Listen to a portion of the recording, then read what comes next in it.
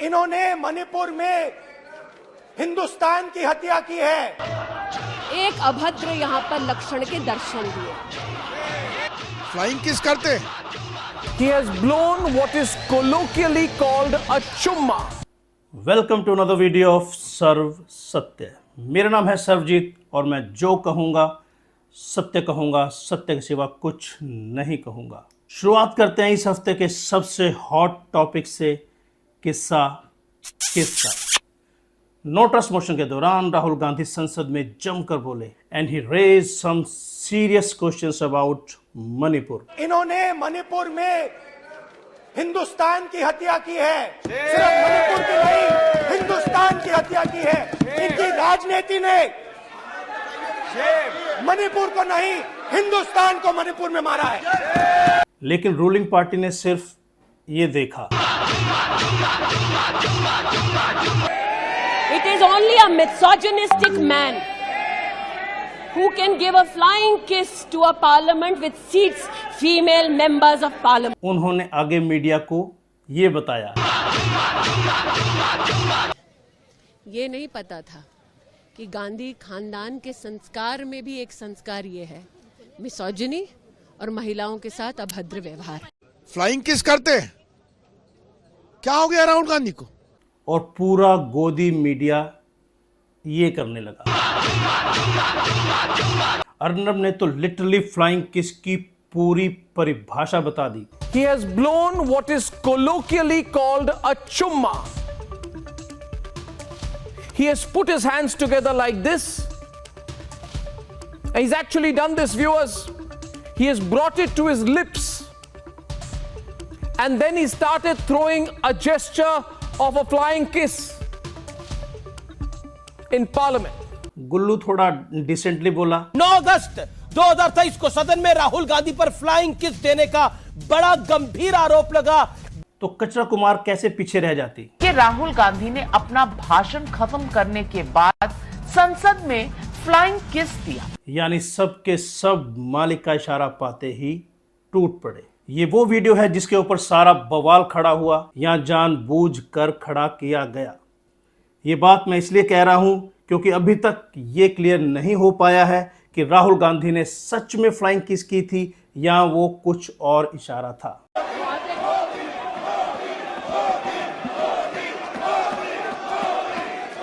आप ये zoom in clip देखिए और खुद डिसाइड कीजिए कि ये क्या था, और हो सके तो कमेंट सेक्शन में मुझे भी बताइएगा।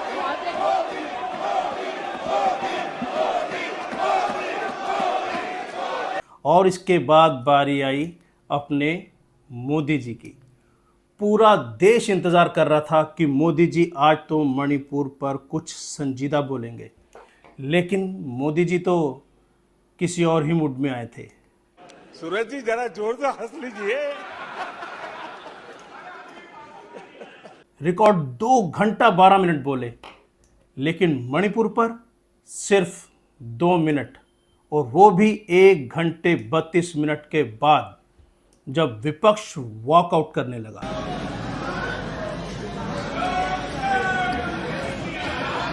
मोदी जी के भाषण से सच में ये समझ नहीं आया कि मोदी जी संसद में बोल रहे हैं या किसी चुनावी रैली में, या अपने सांसदों की क्लास ले रहे हैं। देखो कैसे सांसद अच्छे स्टूडेंट्स की तरह मोदी जी के पीछे पीछे रिपीट कर रहे हैं।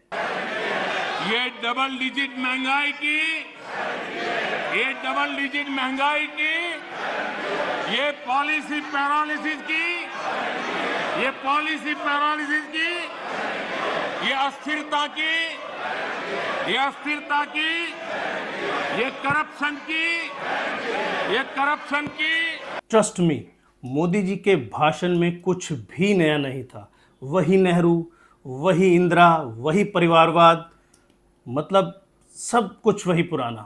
मोदी जी के भाषण को ब्रीफ में समझना हो तो दैनिक भास्कर का ये कार्टून बहुत ही अच्छा है, जो अपने आप में सब कुछ दर्शाता है। लेकिन गोदी मीडिया मोदी जी के भाषण पे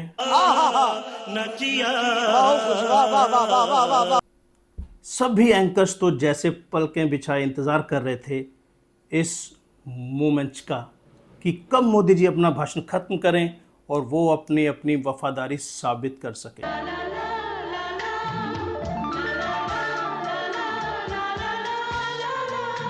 अविश्वास प्रस्ताव के तीसरे दिन आज बारी प्रधानमंत्री मोदी के बोलने की थी और उन्होंने एक एक करके हर मुद्दे पर सिंगल हैंडेडली विपक्ष के बाउंसर पर सिक्सर लगाए। Prime Minister has literally hit the ball out of the park. अब गोदी मीडिया को कौन ये समझाए, अरे भाई वो पॉलिटिकल पार्टीज हैं और उनका काम ही है राजनीति करना और वो ये अपना काम बखूबी कर रहे हैं। तुम अपना काम कब करोगे? पत्रकार का काम ही है सरकार से सवाल पूछना, ना कि सरकार की हर बात में हाँ मिलाना और चरण वंदना करना। अगर इनमें से किसी एक में भी रीढ़ की हड्डी होती तो ज़रूर पूछते कि मसला तो मणिपुर का था और आप मणिपुर के अलावा सब कुछ बोल गए। अमित शाह भरे सदन में कलावती को लेकर गलत बयानी कर गए, सफेद झूठ बोल गए। मैं पूछना चाहता हूं वो कलावती का क्या करा? वो कलावती को घर, बिजली, गैस, शौचालय, अनाज, स्वास्थ्य ये सब देने का काम नरेंद्र मोदी ने। लेकिन कलावती का इसमें क्या कहना है, सुनिए। कोण राहुल गांधीनं केली, राहुल गांधीनं मदत केली, आपल्याला जेवणाला लावलं तर पुढं तर टाटसर करून सन्याने मोदीनं मदत केली म्हणून सन्याने मी म्हणणार आहो का? कशी म्हणणार आहो? त्याचं खोटं आहे, त्याचं खोटंच म्हणणार आहो मी। आपल्याला खरी सर्व मदत केली राहुल गांधीनं, राहुल गांधीचीच मदत आपल्याला शेवटपर्यंत आपली हे करणार आहो, त्याचीच मी गावणार आहो। त्यानंच केली बा म्हणून मोदीचं खोटं आहे, मला काहीच नाही आतापर्यंत त्यानं मदत केली तर ते करते केली म्हणून आपने किसी एक चैनल पर भी इस मुद्दे पर डिबेट देखी या किसी पत्रकार ने जनता को इसकी सच्चाई बताई कि अमित शाह जी ने सदन में झूठ बोला था? सफेद कपड़ा ओ अरे बंद करो। देख रहे हो ना कैसे अपनी जान जोखिम में डालकर आपके लिए कंटेंट लेके आता हूँ और आप हो कि वीडियो देख लेते और सब्सक्राइब नहीं करते। अरे यार, गोदी मीडिया को तो झूठ बोलने के करोड़ों मिल जाते हैं, आप मुझे सच बोलने के लिए सब्सक्राइब भी कर दो यार, तुम्हारा भाई इसी में खुश हो जाएगा। और हाँ, ये बेल आइकन भी दबा देना, आपको अगली वीडियो टाइम पे मिल जाएगी। आपको पता है? नहीं पता है, कहाँ पता है? जब आप इस हवाई चुम्मा कांड के मजे ले रहे थे तो सरकार ने इस दौरान राज्यसभा में एक बिल पेश कर दिया जिसमें चीफ इलेक्शन कमिश्नर की अपॉइंटमेंट के पैनल से चीफ जस्टिस ऑफ इंडिया को निकालने का सुझाव दिया है। अगर आप भूल गए हो तो आपको याद दिला दूं कि इसी साल मार्च में सुप्रीम कोर्ट के 5 जजों की संविधान पीठ ने चीफ इलेक्शन कमिश्नर यानी कि चुनाव आयुक्त की नियुक्ति को लेकर मोदी सरकार की काफ़ी खिंचाई की थी। सुप्रीम कोर्ट ने कहा था लोकतंत्र को बनाए रखने के लिए चुनाव प्रक्रिया की निष्पक्षता बनाए रखी जानी चाहिए। इलेक्शन कमीशन का स्वतंत्र होना बहुत ज़रूरी है। इसी के लिए सुप्रीम कोर्ट ने एक ऐतिहासिक आदेश के तहत चीफ इलेक्शन कमिश्नर की नियुक्ति के लिए एक पैनल बनाया था जिसमें प्रधानमंत्री, नेता विपक्ष और चीफ जस्टिस होंगे। चूंकि अगले 8 महीने में लोकसभा चुनाव आने वाले हैं, सीजेआई चंद्रचूड़ पहले ही अपने कड़क फैसलों की वजह से मोदी सरकार को सूट नहीं करते, तो मोदी सरकार ने इस नए बिल के जरिए सीजेआई को ही पैनल से बाहर करने का फैसला किया है।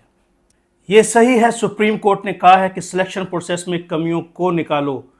मोदी सरकार ने सुप्रीम कोर्ट को ही बाहर निकाल दिया। नए बिल के मुताबिक अब पैनल में 3 लोग होंगे, प्रधानमंत्री, नेता विपक्ष और चीफ जस्टिस ऑफ इंडिया की जगह मोदी सरकार का ही कोई कैबिनेट मंत्री। और आपको लगता है कि कोई कैबिनेट मंत्री प्रधानमंत्री मोदी की राय से अलग जाने की हिम्मत भी करेगा? सोचिए, विचार कीजिए और कमेंट करके ज़रूर बताइए कि क्या ये लोकतंत्र के लिए सही है। अगली अपडेट भी जुड़ी है ऐसे ही एक बिल से जिसे सरकार ने बिना किसी चर्चा के पास करवा लिया। वो है डिजिटल डाटा प्रोटेक्शन बिल। लेकिन आप नहीं जानते इस बिल की आड़ में सरकार राइट टू इन्फॉर्मेशन एक्ट यानी कि सूचना के अधिकार में भी अमेंडमेंट करने जा रही है, उसे और डाइल्यूट करने जा रही है। आरटीआई एक्ट 2005 में आया था और तब से ये आम आदमी के हाथ में एक ताकत रहा है। मोदी सरकार इसके सेक्शन 8 में बदलाव करने जा रही है, जिसके अंतर्गत अब कई जरूरी सूचनाएं आपको नहीं मिल पाएंगी। आरटीआई एक्टिविस्ट अंजलि भारद्वाज का इसमें क्या कहना है, सुनिए। अब ये कानून कह रहा है कि सूचना के अधिकार के धारा 8 को संशोधित कर दिया जाएगा, जिससे कि लोगों की तमाम निजी सूचना जो है सूचना के अधिकार के कानून के दायरे से बाहर निकाल दी जाएंगी। अब हम सब जानते हैं कि जब से सूचना का अधिकार कानून आया है, पिछले 17 साल में लोगों ने इसका जम के इस्तेमाल किया है सरकार को जवाबदेह बनाने के लिए।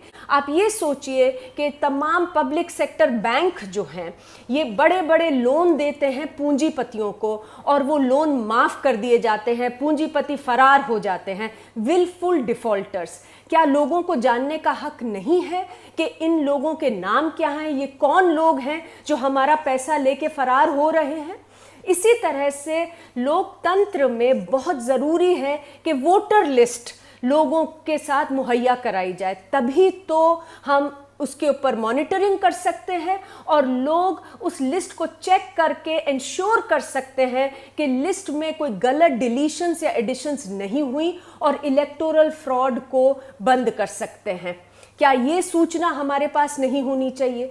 उसी तरीके से राशन, पेंशन, मनरेगा, इन सब चीज़ों में चोरी तभी होती है, स्कैम्स और करप्शन तभी होते हैं जब लोगों के पास सूचना नहीं होती कि किसको कितना राशन मिल रहा है, मनरेगा में कितनी पगार मिल रही है, किसको ठेके दिए जा रहे हैं। ये सारी निजी सूचना के तहत आकर सरकार कोशिश कर रही है कि इसे हमारी रीच से बाहर कर दिया जाए।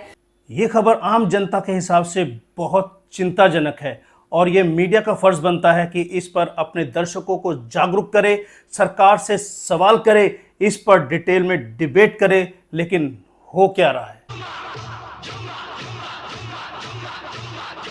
यही नहीं, आपको एक अपडेट और बताता हूं जिसका इस निकम्मे गोदी मीडिया ने जिक्र तक नहीं किया। वो है आयुष्मान भारत योजना में भयंकर फर्जीवाड़े की, जो कि प्रधानमंत्री मोदी की बड़ी महत्वाकांक्षी योजना है। ये मोदी है जो आपको 5 लाख रुपए की गारंटी का कार्ड देता है। CAG controller auditor general of India ने अपनी रिपोर्ट में खुलासा किया है कि आयुष्मान भारत प्रधानमंत्री जन आरोग्य योजना में बेनिफिशियरी आइडेंटिफिकेशन सिस्टम BIS के जरिए सबसे बड़ी गड़बड़ी सामने आई है कि योजना के लगभग 7.5 लाख लाभार्थी एक ही मोबाइल नंबर से रजिस्टर्ड हैं। BIS डेटाबेस में इतने सारे लोग एक ही नंबर 999999999 से जुड़े हुए थे। इसके अलावा 1,39,000 लाभार्थी 8888888 नंबर से जुड़े हुए थे, और 96,000 लोग 90000000000 नंबर से जुड़े हुए हैं। इसके अलावा यह भी सामने आया कि एक आधार कार्ड पर दो आयुष्मान भारत कार्ड बने हैं। तो ये तो आने वाला समय बताएगा कि ये एक एरर है या जानबूझकर नंबर्स को बढ़ा चढ़ाकर दिखाया गया है। भाई, चुनाव का मौसम है, कुछ भी हो सकता है। आप इस बारे में कमेंट करके बताइएगा कि आपको क्या लगता है। तो ये हमारी कोशिश होती है कि जो खबरें आपके लिए ज़रूरी है, देश के लिए ज़रूरी हैं, और गोदी मीडिया जिन्हें नहीं दिखाता वो हम आप तक लेकर आते हैं। वीडियो अच्छी लगी हो तो प्लीज़ लाइक करें, नहीं तो डिसलाइक भी कर सकते हैं। चैनल को सब्सक्राइब ज़रूर करें। आप सबको आने वाले स्वतंत्रता दिवस की बहुत बहुत शुभकामनाएं।